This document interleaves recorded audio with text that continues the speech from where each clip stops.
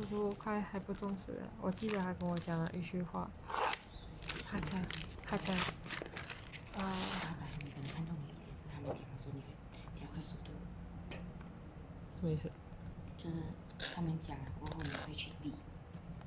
我不理还不重视的。我的性格就是不去理啊。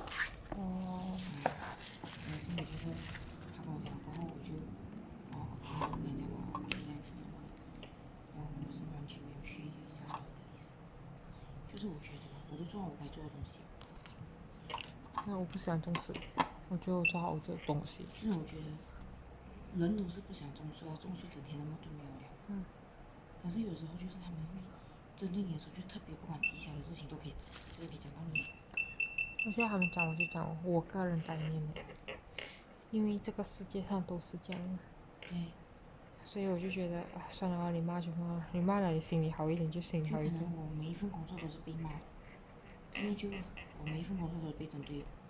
所以所以我觉得你可以跟他谈，因为以老板娘其实讲真的，老板娘比